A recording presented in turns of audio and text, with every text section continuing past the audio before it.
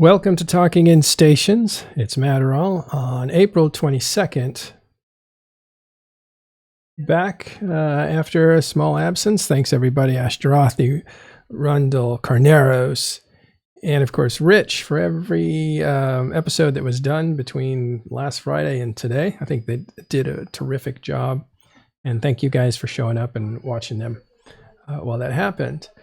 I am back today. We're going to do a little bit of news, and then we're going to have an interview with Oxidizer. He does Incursions, so we'll get some information on what it's like to run Incursions these days.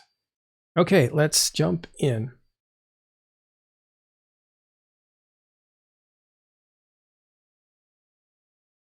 Looking at how to grab this folder, let's actually have a look at it. Here you go. All right, we're looking at Delve, some war news.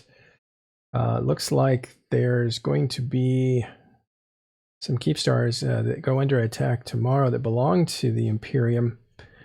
You will find those over here in this sector. Actually, what is that constellation? Let's switch this view here to constellation name. Yeah, the constellation is WTOC 4. That's a constellation, not a system. And so this area here, it's on the other side of NPC Delve. So it's a little harder to get to if you control Delve. At this point, we're not really even talking about control of Delve anymore, are we? Except maybe in terms of Pappy and you know, how many iHubs get flipped, but we haven't seen that in a while. I think the last one we saw happened over here somewhere. So over here in WTOC 4 Constellation, you can see there's a couple systems there. PIUG, that's down here. I'll light it up for you. Actually zoom in on that.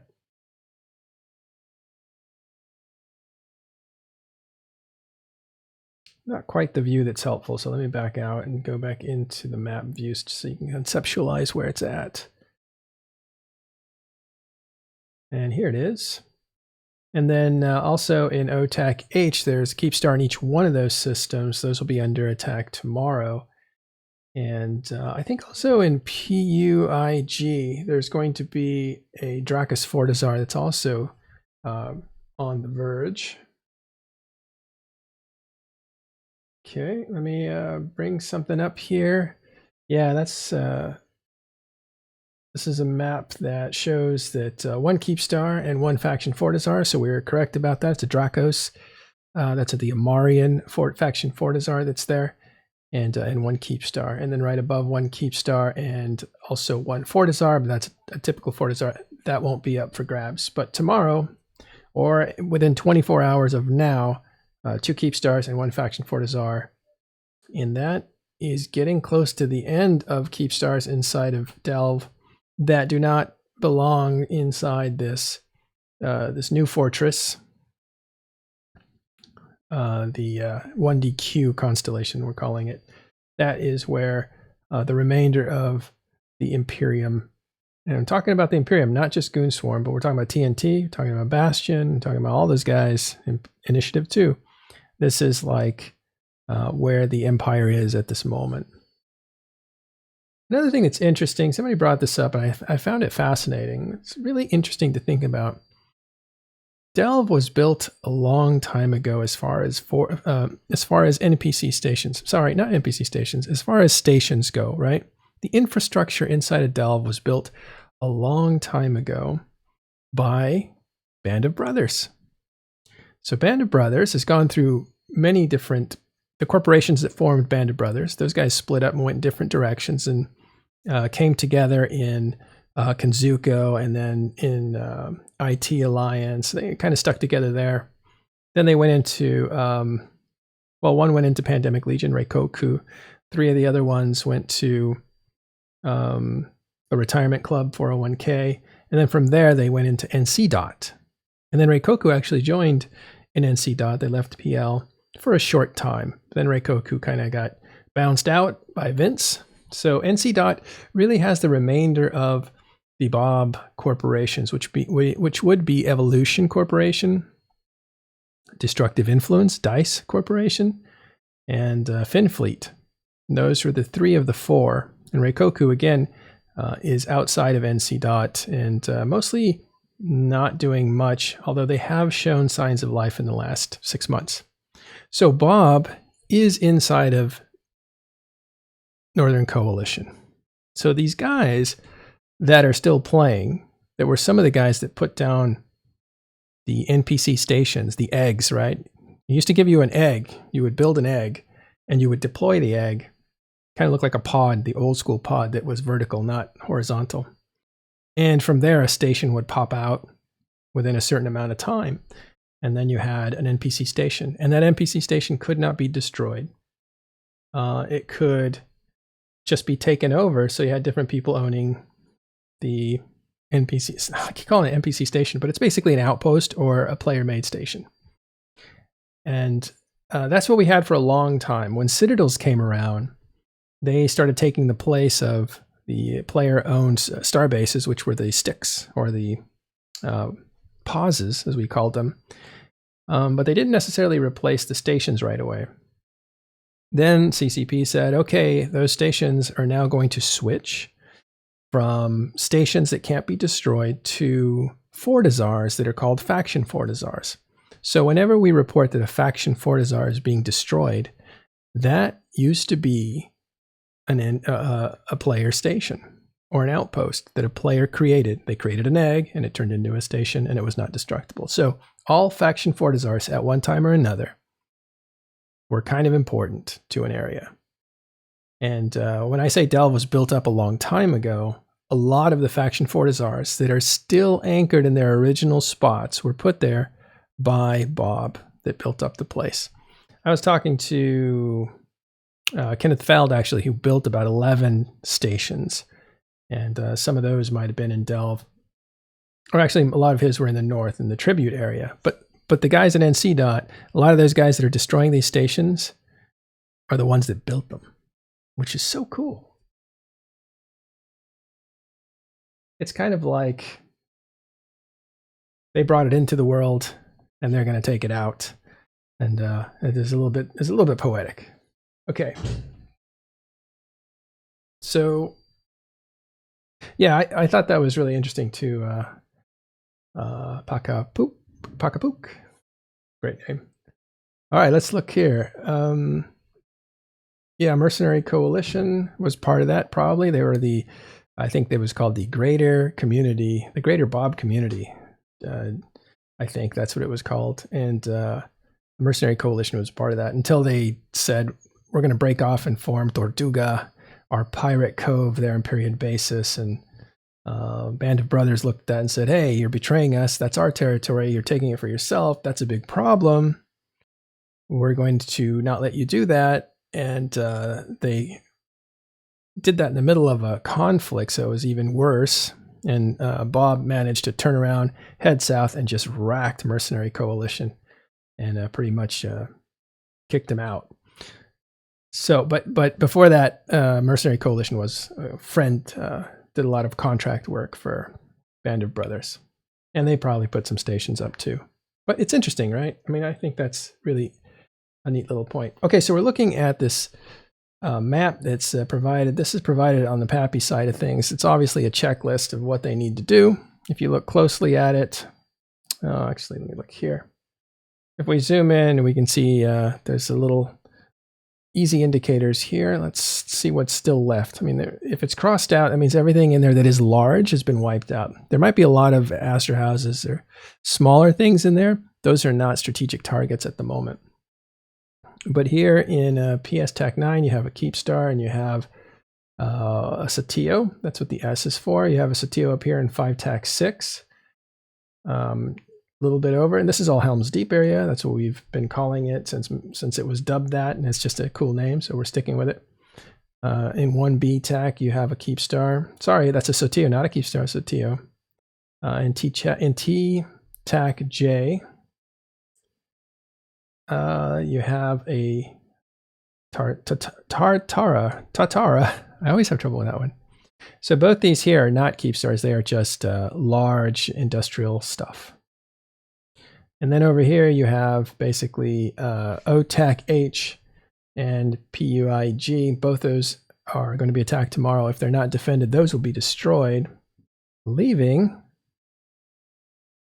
just one keep star, PS TAC 9, left outside of the fortress of 1DQ. And now this is interesting because PS TAC 9 would have been dead by now, but the Imperium managed to flip that iHub a while ago, about 30 days ago, because this thing becomes vulnerable. I shouldn't put it that way. This system becomes jammable tomorrow. So let's say 32 or 33, 34 days ago, this system, the iHub was taken by the Imperium. That was remember I said there was an iHub that was taken at some point? This is it, PS TAC 9. So this would have been dead by now if Imperium hadn't done that. But because they did, this is going to be the last keep star outside of the constellation of 1DQ.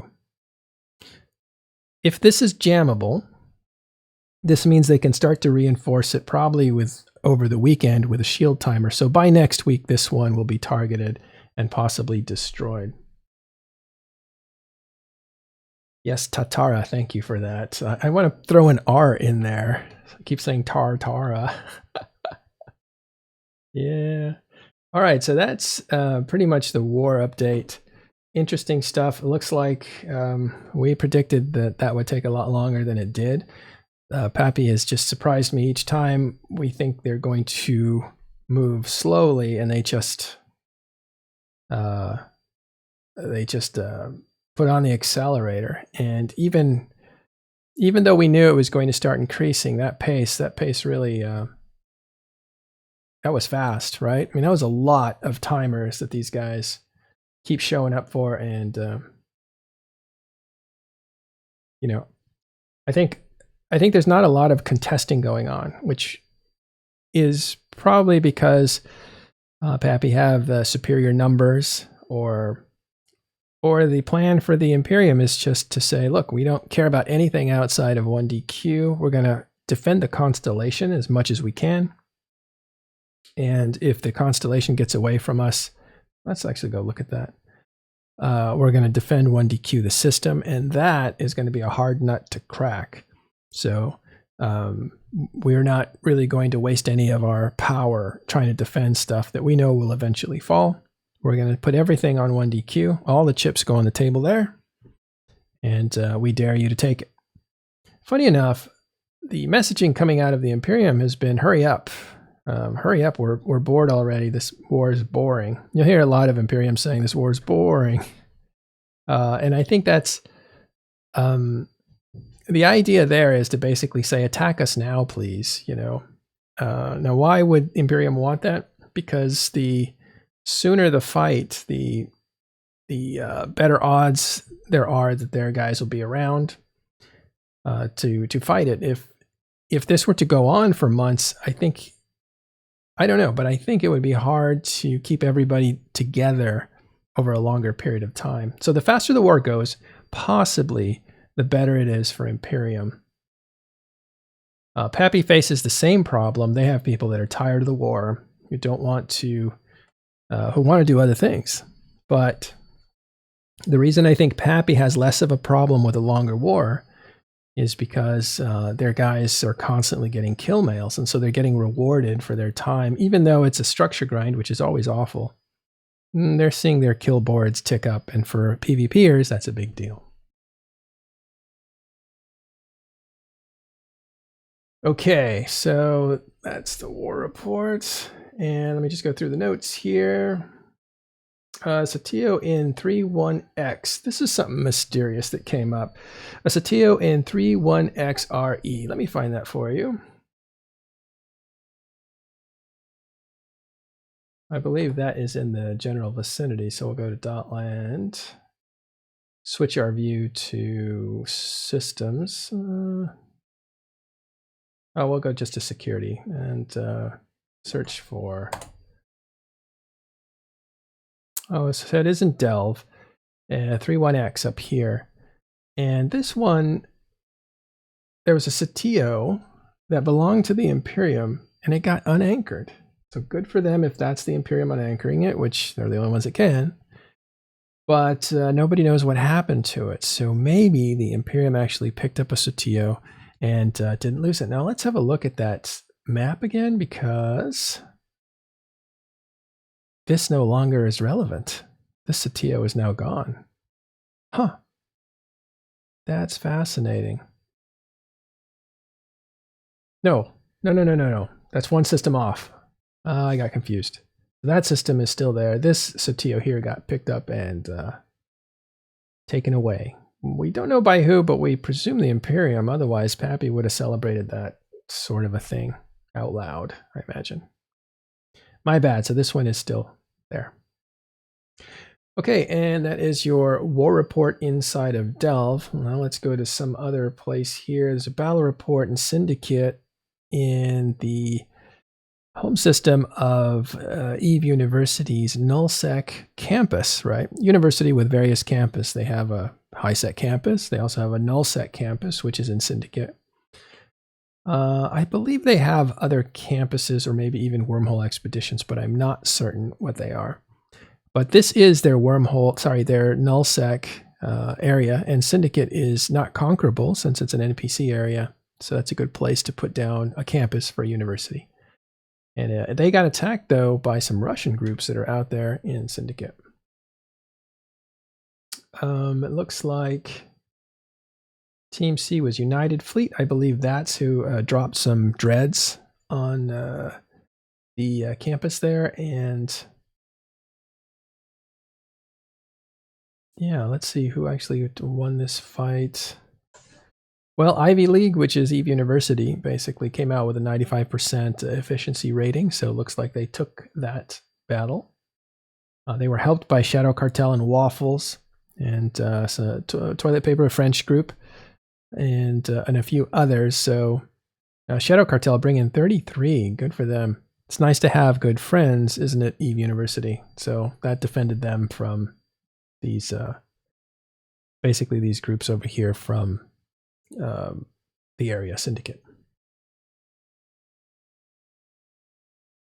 Okay, also in Syndicate, this was a late report. Let me just read it to you here. Also in Syndicate, Of Sound Mind had a capital fight. They were one of the Syndicate-based alliances which deployed to the southeast to attack Legacy's pre-war home regions. This indicates that they might have returned to Syndicate. Let's have a look at that.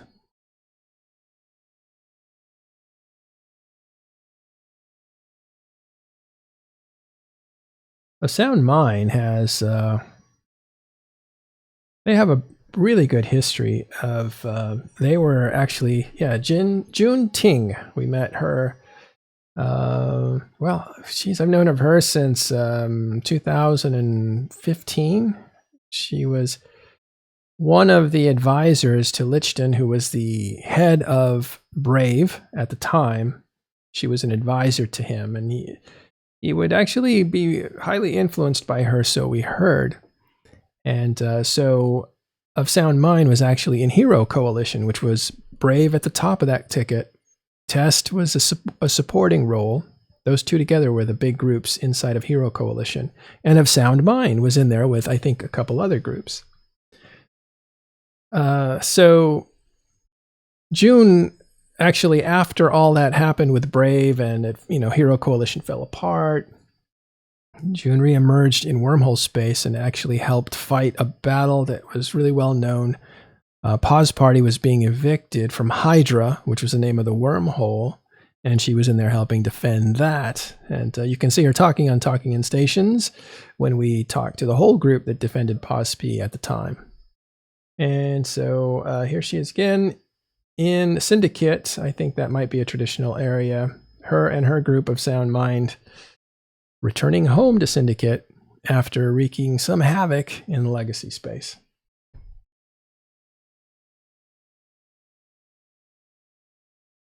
All right.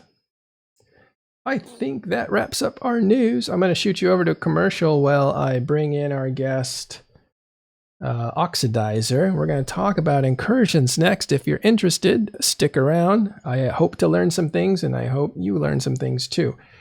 We will be right back after this.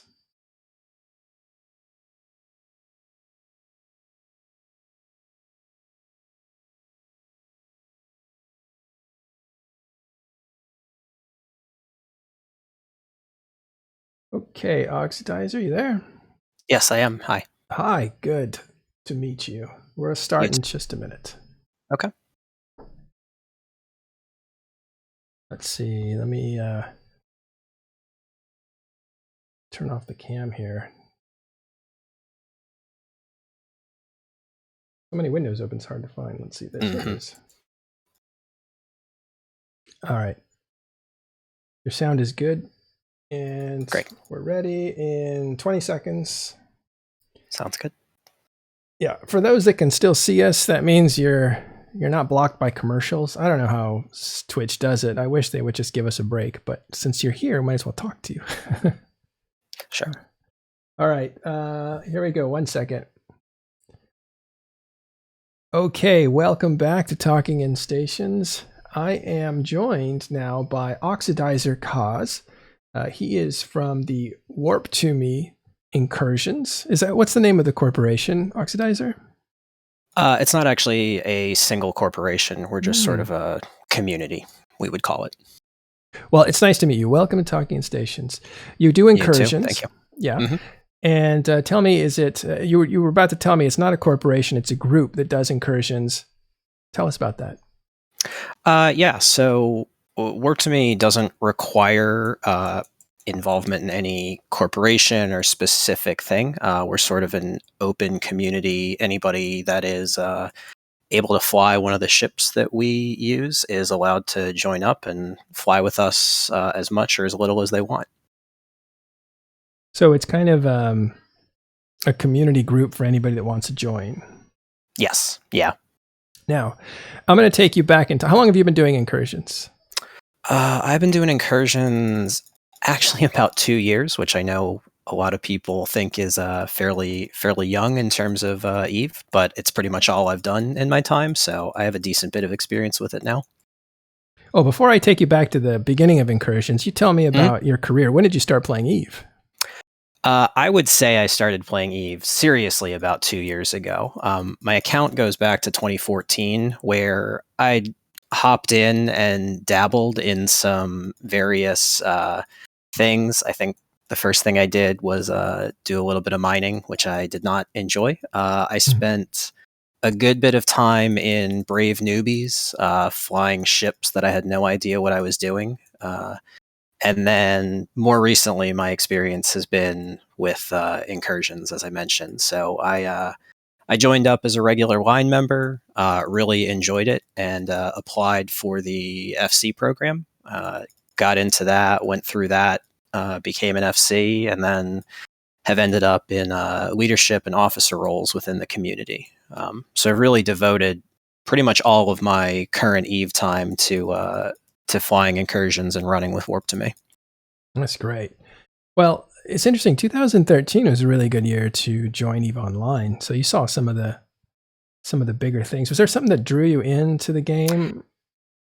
At that time, it was some real life friends that have played a lot longer than I have. And they were like, I play a lot of video games. We love sci-fi stuff. So like, you should give this a shot. And I had a lot of fun. I enjoyed what I did. But I don't think it was until I found a community within Eve that I really that it got its hooks in me and I started staying around longer.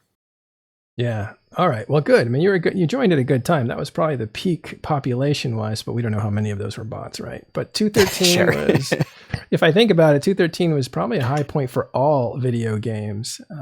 Between 2010 through 2013, if you look at populations of MMORPGs, at the time, that's when they were all pretty high up there. And I think 2013 was really the peak of video games as we knew it.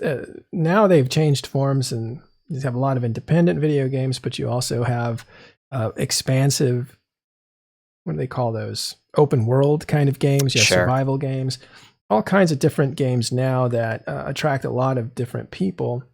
But I think the 2013 was kind of the end of that 2000 to 2010 party that was going on.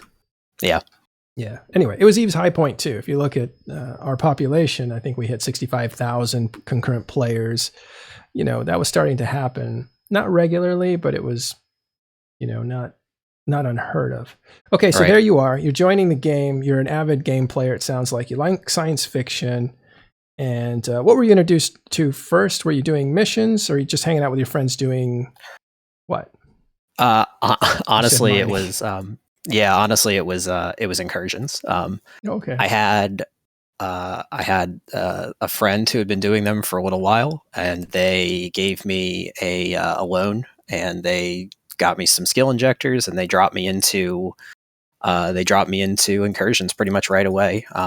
Flying a Vindicator and just running around shooting Sancha. Dude, you had injectors way back then? I thought they were not in 2014. Sorry, that's more recently. okay. Back in the day, I honestly my most say, like, no, not way back then. When I first did that, it was my friends were like, "Hey, we're going to join this group called Brave Newbies. They're going to give us free ships, and we're going to run around and we're going to shoot things." I had no idea what I was doing. Yeah. I would still argue I don't have a great idea of what I'm doing in PvP, but I had an absolute blast just flying around in a big ball with a bunch of other people. And for me, the game I've probably played the most other than Eve is World of Warcraft. To see the scale, the size of the amount of people playing all at once, all together, was just incredible to me. And so I think that's really what, wrote me in there. Yeah. That's really something, isn't it? I think we forget just what other games are capable of in comparison, and it feels like a completely different scale to see absolutely all these people on your team, basically, and then all those people not on your team. But when you're doing Incursions, let me take you back to when I did Incursions, and this is not about me, it's about you for sure, but I want to just tell you, when it came into the game, the environment was, nobody knew what this was, how to work it. It was pretty hard at the very first, like the first few weeks. But what was so interesting and inviting about it was, this was one of the first opportunities for you to participate with people you didn't know. And we still had, at the time, we had voice comms inside of Eve, right? Okay. So you could come into it, show up at a certain system, and there would just be people like, hey, I'm a Logi. Anybody need a Logi? And somebody would say like, yeah, we need you in our group. And so they would pull you in. Or you would sit there and say, hey, I do DPS. I got this kind of a shit. People would broadcast themselves like, can I play? And it was pretty funny. It was sad if you didn't get picked, and it was cool if you got in there and stuff. So that was the beginning. It was group play for strangers in Eve. And when you got into a fleet, you didn't have to do all this comm stuff. You basically just tapped into the comms that was inside the game, so you're ready to go. And so I wonder, like, is it still that kind of a social game where strangers can play with other strangers? I guess obviously I wasn't around at the start of Incursions. So what you talk about though sounds fairly similar. I mean, we use out of game voice chat. So these days we run a TeamSpeak server, and we still do have, I think, that sense of you are joining up with randoms, but I guess you see the same randoms time and time again. You see the same people, and so what is still there though is that anybody is welcome to join. That you click your encounter journal and you go, find where the incursion is spawned, and anybody that wants to fly can head over into that area and join up, and we'll advertise our channels in local there, and somebody can join up and figure out, well, what do I need to do? What do I need to fly in order to join up? It sounds like now things are a lot more organized. We have things, I guess you could say, a little bit more solved than when it first began, right. Which I'm sure there's lots of opinions on whether that's good or bad, but it really does allow for people to just kind of jump in and decide to play. And sometimes people play for a lot, and sometimes people play for a little. Yeah. So it allows people to come and go on their schedule. Yeah. Yeah, which is one of the great things. So I like that. You start seeing people and you become more familiar with them, and what do you know? It's a chance to meet somebody new. So you've been doing it a while now, and you like the group environment, I think you said? Yes. Yeah, so tell me about that. You became an FC for Incursions, which is Well, you came out of WoW. That gives me an idea of like you like the orchestrative effect of it. Mm-hmm.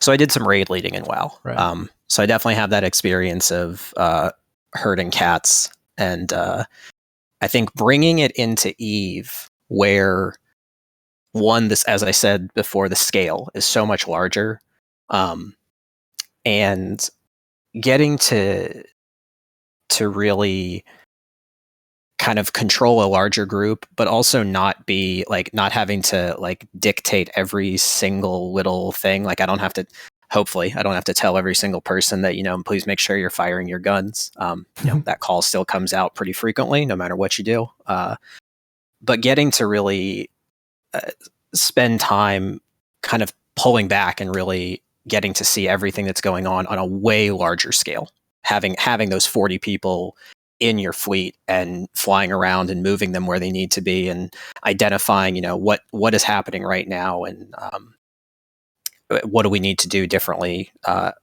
when this happens. Now, again, a lot of these incursions as a whole are solved. It's not like, the sites are, drastically random, but there are calls in terms of how we engage with some of the other communities and how we deal with locking down and securing our own sites that really have a lot of interest. It's rare that an FC is just FCing. They're paying attention to the wait list where they're managing, what fits are people showing up with, and does this person, need to be taught why something on their ship is not set up correctly for them to come fly with us? Are we scouting so that we can find out, well, where's this other community and when are they going to finish their site and where are they in terms of their progress? And there's so much going on that I found myself very drawn to everything that was a part of it. So it's not just an orchestration because, and you'll need to explain this for some people. Sure. People can come into your incursion, right? No, incursions aren't really owned.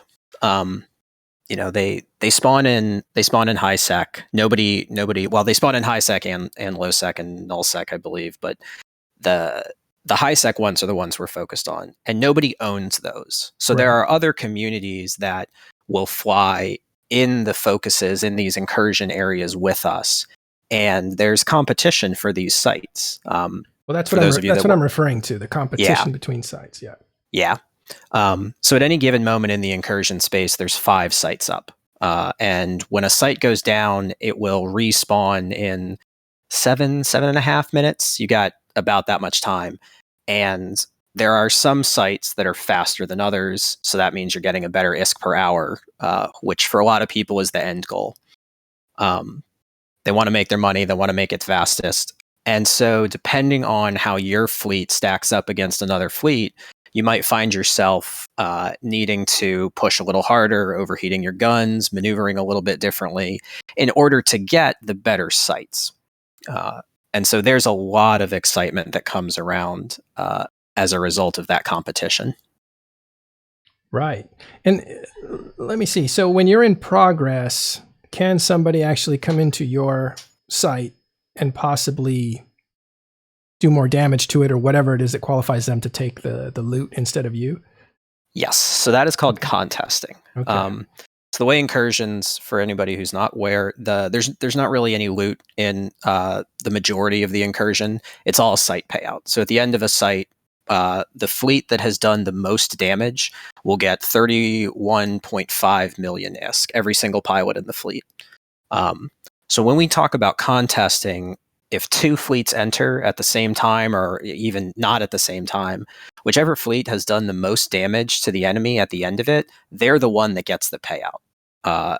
And so that's what we talk about when we're discussing the competition is who ends up doing more damage and who ends up getting the payout as a result of that. Right, which is cool because when we were saying earlier, it's not just like incursions have been solved. So it's a little bit of a routine. It's an orchestration like a raid would be, right? Where you move people around the right moments to get them to do the right thing at the right time. But you're also thinking, who's coming at me? Who's going to come in and maybe try to steal this? Like there's a lot more than just orchestration going on in your mind as an FC. Okay. Yeah. Cool. All right. So Are there any other things that you want to speak of as far as like from an FC perspective, what it's like to do incursions? I think it's a lot more. It's a lot less of sitting back and being like, because as I said, a lot of the pilots have done this a lot, and you'd think that after a certain amount of time, you just kind of sit back and let them do their thing.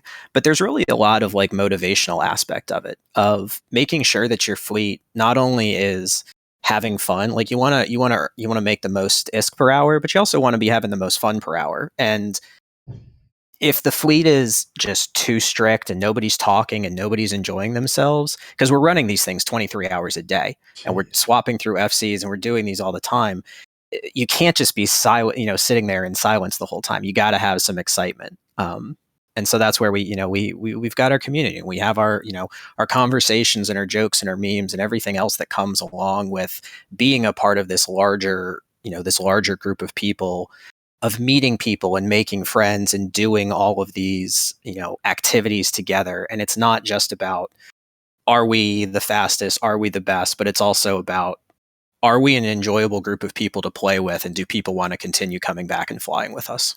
Yeah. I noticed early on you had some fans inside of chat here. So you must be doing something right.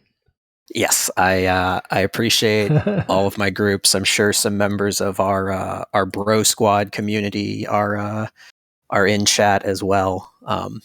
But we do get quite an audience. Good. So now let's speak from Incursions from your guys' perspective, right? The guys that may be interested in doing this for you. What kinds of ships, what kinds of fits, what kinds of skills do they need to participate in this Warp to Me group? Sure. So we are a shield community. All that means is that all of our tanking is focused primarily around the shields. Our logistics are all shield reps. And we have a pretty wide variety. We have a number of starter ships that we say, hey, if this is your first time, flying and playing Eve, we recommend these few ships. There's just an enormous amount of the starter ships that we allow. And that's really just to sort of keep ourselves open for new players to come in case somebody doesn't have a lot of experience with it. Rather than talk about every single individual starter ship, I'm going to talk more about what we call our optimal ships, because those are the ships we want people to get into. Mm-hmm. Right now, our core environment of ships is made up of the Vindicator, the Nightmare.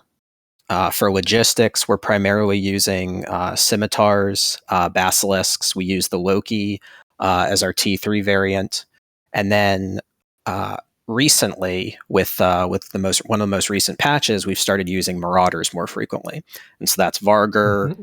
the Kronos, and the Paladin. Unfortunately, the Golem did not make the cut. That's okay. Those are being used in wormhole space, so yeah, there's definitely some room for them to be used. Yes. So in terms of skills, you obviously you want the basics of whatever ship you're using. You want to be able to fly it, but you're then looking for your gunnery skills. You want to make sure your guns are doing. This is for our shooting ships, but you want to make sure your guns are doing what they need to.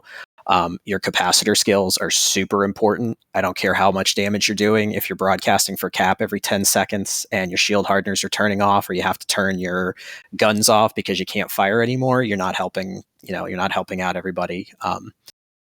But again, all of our ships and the skill paths that we encourage people into are designed to make it easy to go from one ship to the next, and so that you can kind of easily transition from flying one of our starter, battleships, say, a pretty standard upgrade. It's to start in a Hyperion and then upgrade to a Vindicator. And then from a Vindicator, you get into a Kronos. I'm looking at your website now, and you have this all organized. Yes. The website contains all of our fits, all of our accepted options. So you have a lot roles, for the Vindicator. Yes, a lot of different things that the Vindicator itself is responsible for. The Vindicator is a very flexible ship because of its webs. So We'll have we have a Vindicator or two in fleet that specifically focus on frigates. That's our triple D is the role. They manage all the light drones. They're going around. They're shooting all the frigates. There's nothing worse than waiting in a site for the next wave to spawn, and the only thing that's left flying around is a couple of tiny little frigates that aren't going to do anything to harm you, but they still have to be killed before the next wave spawns. So, gotta clean them out. Cool. So you were saying that you can use a battleship for a while, and then when you get better, your skills get better. You can adjust to a bigger ship, or a different role even. Yep. Yeah, so here's your logistics and scimitars you were saying earlier, and this is neat. You have a 4 minimum. That's level 4, which is kind of minimum for really getting out there and doing PvP, but also looks this high-end PvE stuff that Incursions are. And that really is about your cap stability of just what can you bring into the fleet and reasonably be able to provide reps to the rest of the fleet while maintaining your own capacitor. Right. And then if they graduate or continue to skill, you have a level 5 version of that when they finally get into that, and that would be a little more effective. Yep. Once you upgrade those skills, lets you bring some additional links, helping out the rest of the fleet in different ways. Dude, what's an optimal? I mean, you have 5, and then you have optimal. Yes. Oh, so optimal. Okay. You make a lot of money in Incursions. We're ranging in 150 to 300 million ISK per hour. And we measure it pretty closely, so you can make a pretty ridiculous amount of money in Incursions. As such, it also means we can use a lot of the best of the best. So that means upgrading everything to faction. We have people who definitely fly some very, very expensive fits, and we encourage that. Nice. Looks good. So they'll be able to get into the more expensive stuff. What I failed to see there under Scimitar was that it was a 5 optimal. So you have a 5 minimum, and then you have 5 optimal. If you have money to spend, optimize your fit. Got it. Exactly. Cool. Vanguards, those are the type of sites, aren't they? Yeah, within an incursion, there's then 3 sub branches of it. There's the Vanguards, there's the assaults, and then there's the HQs. We are primarily an HQ headquarters group. Headquarters is the 40-man, assaults are 20, and Vanguards are around 10. I see. Nice. All right, so Vanguards can actually be very, very profitable as well. That's what I used to hear, that people wanted the Vanguards because you could go through them faster. Yes, so you still can, but it requires a lot more attention. Whereas in a 40 person fleet, I don't want to say that you can slack off, but there's a little bit more of a spread out responsibility. Whereas if you are one of 10 people in a Vanguard site, every single person's got to be on the ball in terms of what they're shooting, firing at the right targets, things like that, aligning to the next site, being ready. But we have some people who have optimized their Vanguard running pretty well. Yeah, are they making the same amount of coin as you? They can. A slow HQ fleet and a fast Vanguard fleet, you'll definitely see some overlap between those. I would still say that our HQs are more popular in the long run because people just prefer the bigger sites and the larger amount of people available for them. Cool. All right, so Dan Cook, who's somebody in our audience that I recognize, asks, you see a lot of soloing in Vanguards. Is that true? That's soloing. A person can solo because they can do multi-boxing. Correct. Yes. Okay. Explain that a little bit, and how pervasive is it? Fairly pervasive. We have a couple of people that are pretty well known to us that will come along to the focus, and they will bring 10 of a single type of ship, maybe one Logi, and they will run those vanguards all by themselves. They're good at it. They're consistent. They have a lot of practice with it, and they're earning good money with it. It's a bit of an investment to set up. And if you're thinking of moving into that space, I would tell you that it is pretty well packed with people who want to do that. And your money might be spent elsewhere because these people have a lot more experience than you. So they could come in and swipe your yes. site. The contesting mechanic is the same in Vanguards. And so in general, I would say people flying their ships individually can usually beat out multi-boxers. But if you're new to this and you're just kind of still learning the ropes, these multi-boxers can put you down pretty quick. Wild. What kind of ugly business is that? You're working on something and somebody swipes it. Like, oh. Does it get heated? I wouldn't say heated. There's a mutual respect between the communities, I think. Warp to Me has a policy of not actively contesting, which means that we will not attempt to steal a site from somebody if they have already started it. If two communities land on the activation gate at the same time and you're both entering the site together, that's when the competition typically comes out. And Warp to Me does a lot of defending themselves when another community comes in and sort of tries to muscle their way in. But again, that's Eve. That's going to happen no matter where you are in high sec, null sec, in PvP, PvE, trade.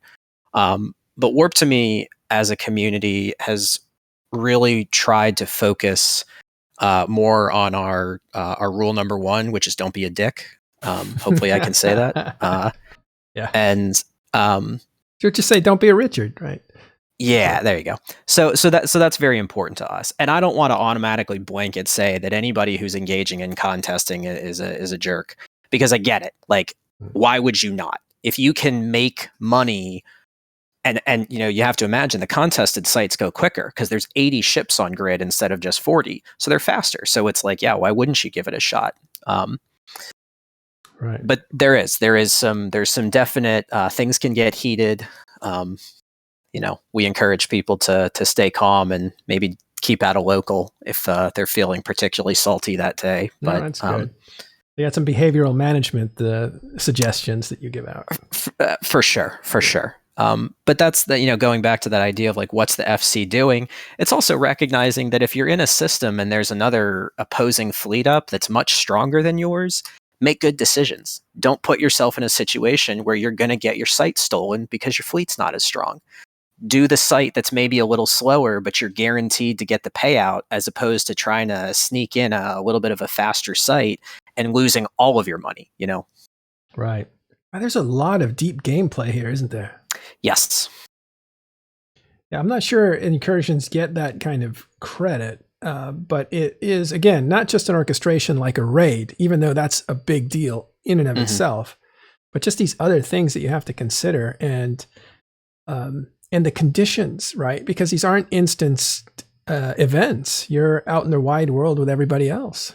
Oh yes, and ganking is a thing. As I mentioned, we have very expensive ships, and we travel around. When the incursion goes down and it moves to a different spot, everybody's moving with it, and so that means you're flying bowheads packed with very expensive ships. We do a lot of education around how to avoid getting yourself killed after you've spent all of your incursion money on flying one of our fancy ships, but it still happens. The bowhead was made for you guys, wasn't it? It's like your suitcase. I love it. Yeah. I love that ship. I call it like the guitar case, with full of a bunch of machine guns and stuff. Like like Desperado, if you've seen that movie. Very, very much the case. So you have like all your arsenal inside this bowhead, and you like have have gun will travel. Yeah. Hopefully the only thing you're carrying in your bowhead is your ships, and that all of the mods are in a different ship that is a lot less conspicuous. But that's my way of traveling. Well, and that's a good tip. that would be my recommendation if you're looking to get into incursions, is don't stuff everything in the same pinata. Yeah, that's a good one, because really your modules for your line of work are a big portion of your investment, I think. Oh yeah. In many cases, depending on the ship you're flying, the modules will be more valuable than the hull itself. Oh, that's cool. So Warp to Me is an organization that is public, which means you can approach them and see if you can get in on some of their stuff. And you have FCs that you switch in and out because this goes on 24 hours a day. Yes.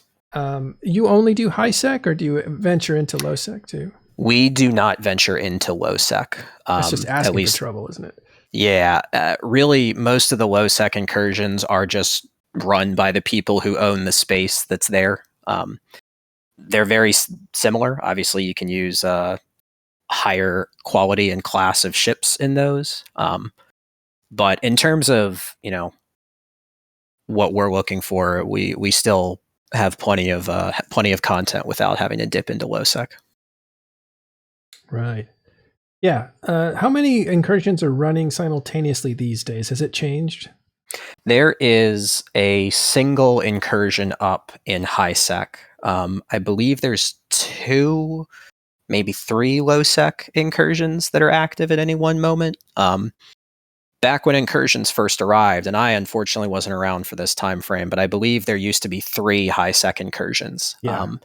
And that got nerfed fairly quickly because the income. Okay, I'm actually confirming. It's 1 high sec, 1 low sec, and 3 null sec for incursion spawns.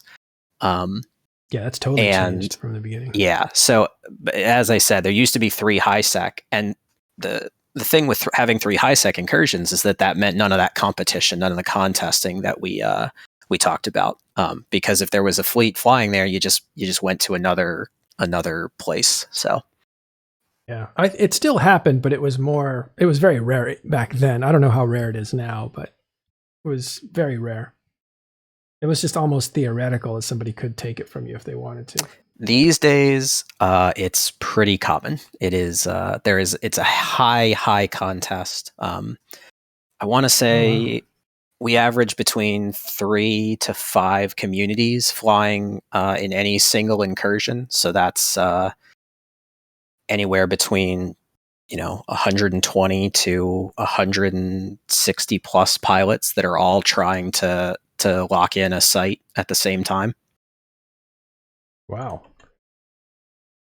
I didn't know it was down to 1. So basically you kind of travel around like you're almost like a plains Native American. That's not a good example, but you're like, wolves. We're nomads. Yeah, nomads following the herds as they migrate. Yeah. Most of the focuses typically fall around a trade hub of some sort, either Jita or Amar. You get some others that can end up out in random areas of space. They can spawn on high-sec islands, which is always an adventure. But yeah, we're pretty much just running all over the place, keeping up with these and following them wherever they spawn. All right. Gergorian, you snuck in here. Do you have a question for Oxidizer? Yeah, I think the reason why they brought it down to 1 high-sec incursion, if I recall correctly, that was because of the Triglavian invasions. Okay. So how's that affected how Warp to Me runs things, how the Triglavian invasions have changed since they came out 2 years ago? Sure. So there's a lot of points on this. So I can start off with the ship. For a while, the Lashak, the Triglavian ship, was a very, very, very strong ship for incursions. That is no longer the case as of the Bastion Marauder changes. But for a while, the Lashak was an extremely strong ship that we were pushing people towards. in terms of the invasions and the other aspects of it, obviously paying attention to your Edencom and Triglavian standing. Back during the actual invasion, when it was popping up more frequently, that was a big deal. You needed to make sure that as you were going through certain areas that were held by either side, that your standing was set up correctly. And when Niarja was flipped and then disappeared, that drastically changed the traveling that was required for incursions, because it basically cut out one of our major travel pathways. Now we've made our way around it, and we still do fine, but the traveling can certainly take longer. There's nothing worse than getting the notification that a new spawn has occurred and you have 50 some jumps to make in your bowhead. All right, we're watching the Incursion trailer way back from 2010 when these things started. Yeah. Remember, this trailer was hot stuff when it came out. It was written really well. Yeah, they've done good work with the promotional materials for it. Yeah. It's so funny. For me, Incursions was a high point in EVE Online because it was group play and you could meet people. And I thought that was one of the best things ever, because it's a wide world out there. And you don't want all the commitment of, joining a corporation or an alliance and all the, requirements that they have for security just to get involved. And then once you join, all the commitments of having to earn your keep. And it just seemed like I want to belong to a group, but I don't want all of that. I just want to come in, play with some people. And Incursions was a great way to do that. And it sounds like you're making it, you're keeping it that way. We're trying to. Part of this one focus environment is that we do have to encourage people to upgrade their ships. Unfortunately, we can't allow people to sit in a Hyperion forever. At some point, just to give you some, napkin math numbers here. If I were to fly a Hyperion right now with my skills, I would do about 1300 DPS. My Chronos in Bastion is getting up into the 4K DPS. So you have to, you have to assume at what point, especially then factoring in contesting, at what point are we basically just flying basically under grid without enough people in fleet? We want people to upgrade. And so we want to be approachable. We want people to come and join with us. And then we want people to stick around because it's a great community. And then we want them to upgrade because they want to see the community do better. And we really do see a lot of people who had no idea what they were getting into and have really found a group of people that they really enjoy flying with, that they really want to spend more time with, and then go out and do other things in EVE. We have, I mentioned the Bro Squad guys earlier. We have a whole group of them that go and they do wormhole stuff together. We have a ton of people who work together to do trading. There are groups of people who have branched out and gotten into different, nullsec alliances and communities together, and they met through flying Incursions and playing with Warp to Me. All right. So a question from Nick Bison says, what would be the ballpark cost for a full fit optimal Chronos? Full fit optimal Chronos is probably looking in the 4.5 to 5 bill, I believe. Depending on where you're looking. Yeah, those have just gone up in price, of course. Yes, they have, and they are very highly sought after. That patch hit a little quicker than we were expecting. Were you expecting it? We were. We had been monitoring it on the test servers and keeping an eye out for what was happening. I would maybe say that we were surprised that it went live the way that it did. We're not mad about it because it's really fun to fly a ship that just rips through targets like that. But it arrived much quicker than we expected. We thought we had a little bit more time in terms of testing, but instead the patch went live and we had to jump to figure out how to get them into our fleets quickly. All right, another question here from Tempest Data, who asks, how would you keep troublemakers out of your fleet? Being a public fleet, I am sure you get people joining. I lost my place. People joining that aren't able to pull their weight or actively mess up the fleet. Sure. So that's I'm laughing at that because that's something of my specialty as an officer within Warp to Me. Is I manage the community. I would say that I'm in charge of the bans and keeping the riffraff out of it. Again, going back to that rule 1, don't be a Richard, is making sure that we are. You think about intent. So let's talk about like somebody not pulling their weight, such as like a new player. That's okay. We understand that you got to start somewhere. We can't expect everybody to instantly know what they're doing. And all we ask is that you're putting in the effort. Shoot your guns, try to be where you're supposed to be. Now, if you're actively messing around in fleet and you're not paying attention and you're not doing what you're supposed to be doing, we instruct our FCs. You give somebody a warning. If they're still not doing what they're supposed to be doing, you kick them out of fleet. And if it escalates beyond that, then we can maybe have a conversation about, okay, is this happening every single time that you join fleet? And do we need to have a larger conversation about whether you're going to be allowed back? The website, the waitlist website that we have, we can ban accounts from Xing up with it. So we can tell people, hey, come back in a week, think about what you've done. We can tell people you're not allowed to come back ever. We're a little bit more stricter on the behavioral side of things. If you're really breaking our rule 1, you're not going to be around for very long. We really don't stand for, that sort of behavior, but we also don't really run into it. It's very, very rare that even if I have to like reprimand somebody like for doing something wrong in a fleet, that they then cop an attitude with me and get snippy. I think people generally appreciate what the community is doing because otherwise they wouldn't be able to run these sites and make the money that they do and do whatever it is that they want to do in Eve with it. So we don't. I wouldn't call it like a pervasive problem. But obviously, we do have to have some management of it. And you manage, and you have tools to manage and stuff. Good. Have people ever tried to dodge bans by creating a new account or something like that? When I say that we ban somebody from the community, what I actually mean is that we're making them pay whatever ISK they want to pay to make a new alt and level that character's skills back up to fly with us again. We do have ways of checking to see if you are related to other accounts. And I'm not going to share them here.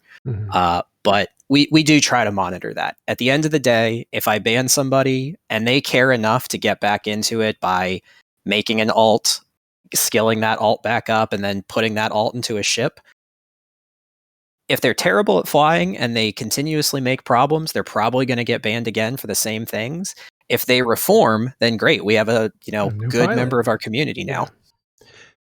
You have a community. TIS has a community. There's lots of different communities to belong to in TIS. It surprises me that people have the energy to constantly try to mess with communities. I think if they're,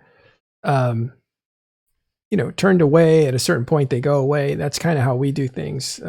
We figure out, what's the intent here? Why is this person here? That's what we look at.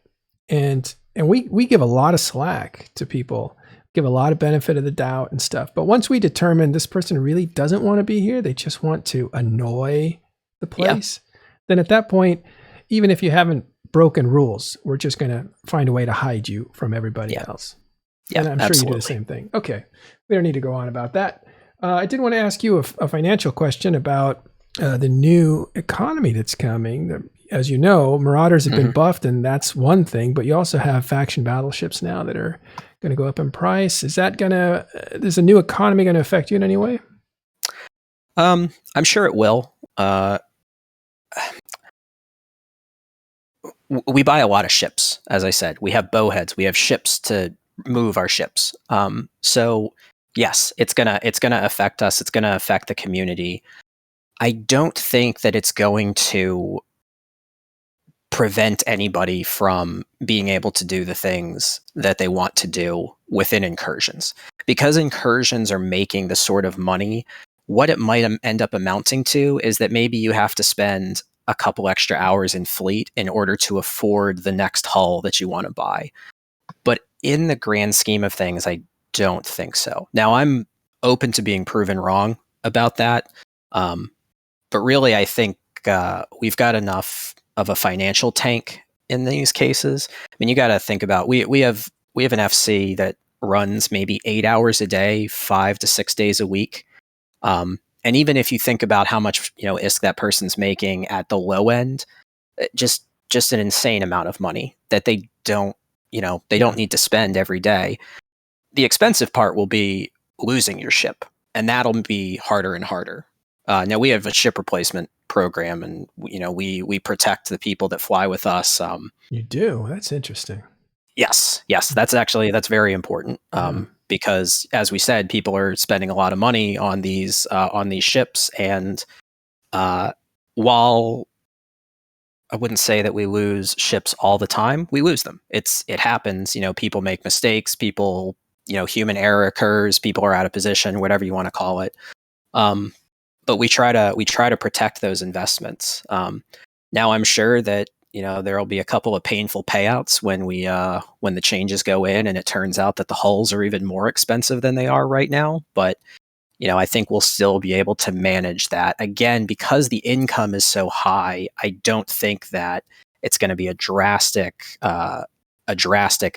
impact on our ability to continue flying the caliber of ship that we're flying.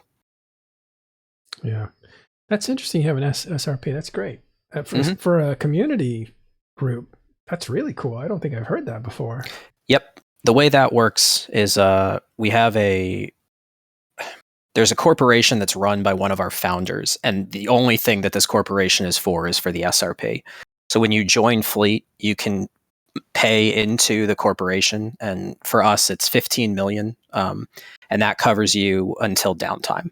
So you can fly as much as you want with us in a single day. 15 million ISK, that your ship replacement is covered during that. We do have some qualifiers. Yes, exactly. Now we do have some qualifiers on that. In if the reason that your ship explodes is because you did something wrong, like you took a gate that you weren't supposed to, or you concorded yourself, we don't pay out for stuff like that. Just in the way that a real insurance company doesn't replace your stuff if you're the one that breaks it. We are very flexible on that, especially for new players. We're not trying to get you into a ship and then, have you blow it up. And we also, as I mentioned earlier, while we don't do ship replacement for getting ganked while you're traveling, we do ship replacement for getting ganked if you're flying in our fleets. So if you're listening to the FC, he tells you to warp somewhere, you get ganked as you're about to warp, we usually will cover that out because it's our fault for not paying attention to where the gankers were in system and not, making sure we were better prepared for it. Yeah. Well, Oxidizer from Warp to Me, the Incursion runners, you sound like a really friendly guy. What are your comms like? That's a question from Space Gator in our audience. We are business when we need to be. There are critical points, mainly like wave spawns. When a new wave is spawning in a site, or there's a specific site that we do that is our most dangerous. It's called the TCRC.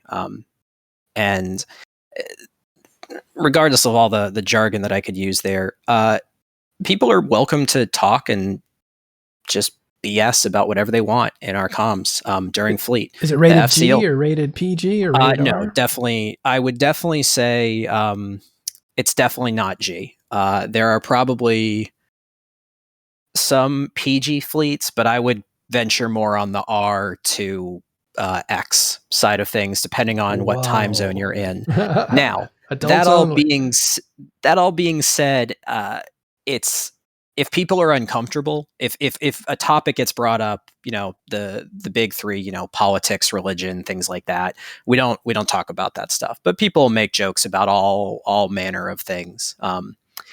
So we don't censor ourselves away from many topics other than the politics and religion. But you certainly hear some jokes that you're kind of just going like, what the hell, man, afterwards. So yeah.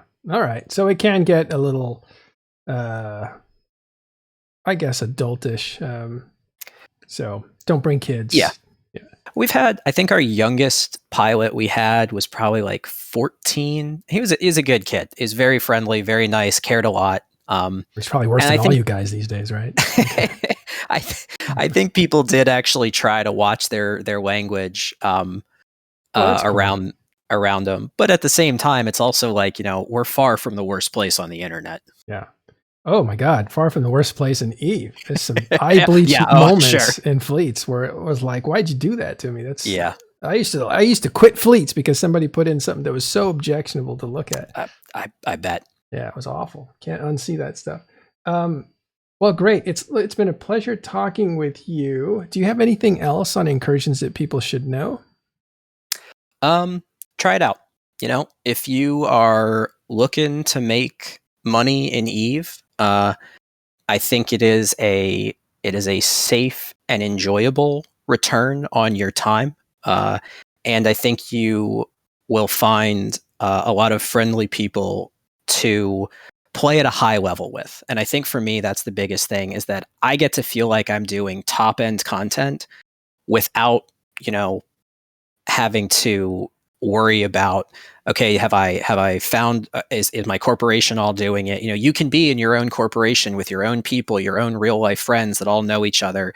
You can come fly Incursions with Warp to me, and then you can take the money that you've made, put a little bit of it into your ship to fly with us, take the rest of it and go do whatever you want to do with it, and just come back and, enjoy what we have to offer. Yeah. Buy yourself a guitar case and fill it with machine guns. Exactly. Yeah, and battleships and nightmares. Yes. And marauders. Cool. Well, especially marauders, please. Before you go, I'll tell you a little story, because this is where we might intersect.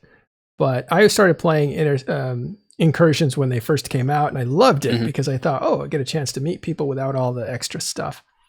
And then a friend of mine, the friend that actually got me into Eve, called me and said, hey, there's this group that wants to play. Can you FC us through some Incursions? And I was like, sure, I'll do that. And so I FC'd them through some Incursions, and I got them, I saved them, but I got killed all the time. And I was terrible. I was the worst FC. And somebody finally came in and said, do you want some help? I can help you. And this European guy just started running the fleet. And I was, helping him out, but he took over the fleet. Well, I went back to that group, and we had lunch together a few days later, and we had a bunch of laughs about it. And here's the cool part. Do you know where that group was and where that lunch was? I'll tell you.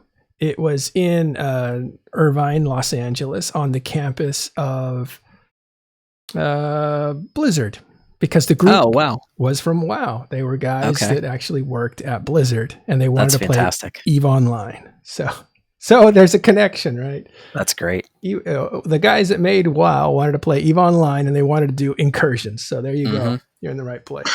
I also played WoW before Eve. Awesome. I think I have something to pin on your chest around here somewhere. Let's see. Gergorian. All right.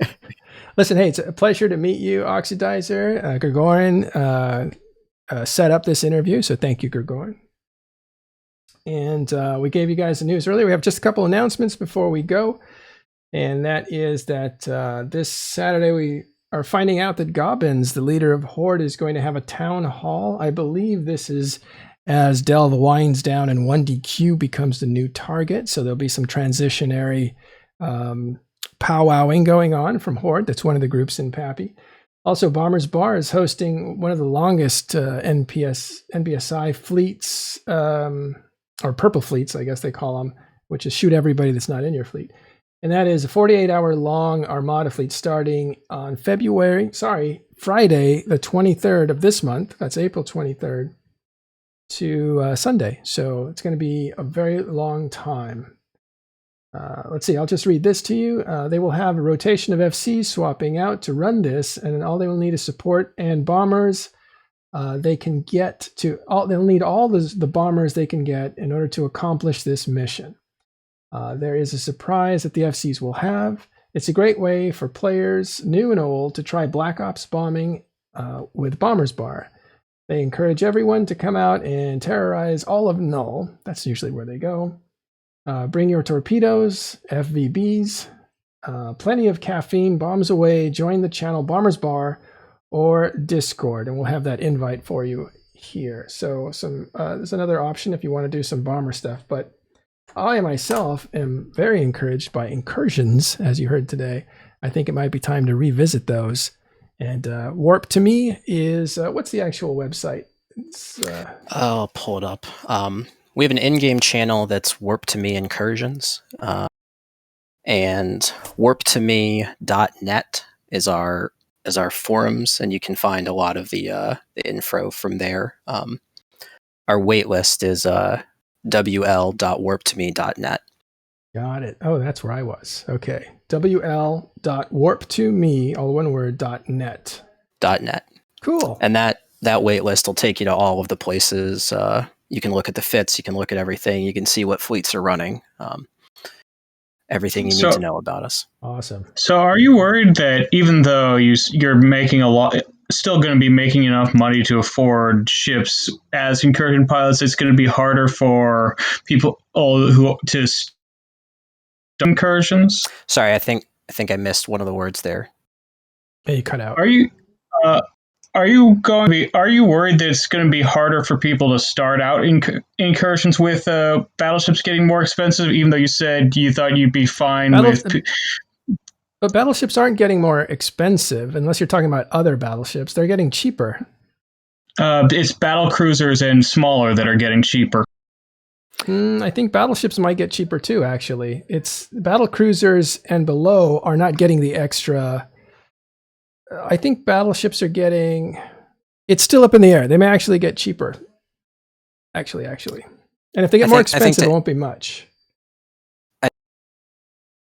I think to answer it, we do have to see how it shakes out, but that I am relatively confident that the people that are trying to get into it, because it is a top end environment, it's not exactly designed for the brand new player. We do want you to have some sense of what you're doing when you're flying into this. So yeah, I think it could be, if they do go up in price significantly, it could be harder to get started. But I also think that we monitor the meta of trade to make sure that we're not asking people to buy mods that are just ridiculously expensive. We don't expect, officer caliber things on people. And we make recommendations based on prices. Then we'll have to adjust, but I definitely think it's doable regardless of what changes come in. All right. Cool. All right. So listen, if you're a video game player, you're interested in EVE Online, you want to get into incursions, just talk to these guys, because if you're smart, you can use some money to inject up your character. You can probably participate rather quick. These guys will train you. And if things get bad, you can even get SRP if you're doing it right. Anyway, again, nice to meet you. And thanks very much for hanging out with us today. Thanks for having me. Appreciate it. Yeah, it's great. All right, everybody, we're going to send you on a raid, and we will talk to you. And one more thing, though. Dude, the interview's over. All right, go ahead. During today's show, the last keep star outside of the 1DQ constellation that the Imperium had was reinforced. Oh, it was? Okay. Yeah, we said it was going to be. That will be... The timer will come out right after Galvin's Town Hall. The timer for armor? Yes, the armor timer will be... So it'll be Goblins' Town Hall goes right into the bashing the Keepstar. Yeah. All right. Well, that means that probably around Monday, the final Keepstar will go down that's not in the constellation. So now we kind of have a timetable of that. We'll revisit that tomorrow. I'll be back with more talking in stations. Thanks, everybody. We'll see you next time.